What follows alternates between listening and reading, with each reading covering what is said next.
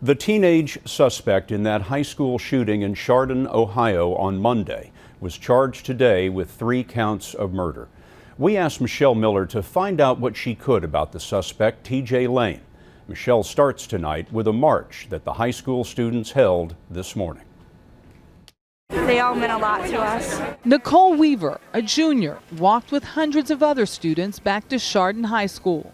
It's just really hard to figure out how I should feel about all this when they were all my friends. Weaver was friends with the 3 students who were killed. She was also once friends with the 17-year-old alleged gunman, TJ Lane. They call him an outsider, an outcast. He wasn't always like that. I remember middle school, he had a lot of friends. When did you start to see the separation? Since freshman year, I would go into the cafeteria. He'd be sitting there, by himself and everything. And, I feel like I failed as a friend because I should have, at least gone up to him and said, how was your day? How are you doing and everything?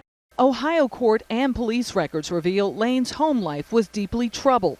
His father, Thomas M. Lane Jr., was arrested for assault and served time in prison. The boy's mother, Sarah Nolan, at times did not live with her children. We never saw them playing. Never saw them behaving like children. Timothy Fogarty lives across the street and owns the house TJ shared with his father, brother, and sister. The house has been empty since they moved away about 5 years ago. The bedroom doors are padlocked on the outside. The house had been turned into something that looked like a jail cell. TJ Lane's grandparents gained custody of the boy. Neighbors say his grandparents did their best, but in the past 2 years, deputies were often called to the home to deal with problems caused by his older brother's drug use. In 2009, TJ Lane was charged with assault for allegedly punching and choking his uncle during a fight. A judge ordered community service. Scott, prosecutors have said publicly that TJ Lane chose his targets at random. But investigators tell CBS News that he knew his alleged victims well, and that one of the key factors that may have led to the shooting was that Lane's girlfriend had broken up with him the week before and started dating one of the boys he allegedly killed. Michelle, thank you. We do know that this tragedy could have been a lot worse if it wasn't for Frank Hall.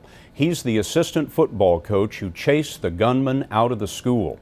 Today, Hall talked publicly about the shooting for the first time. I don't know why this happened. I only wish I could have done more. I'm not a hero. Just a football coach and a study hall teacher. I'm here to tell you that tomorrow our schools will be open.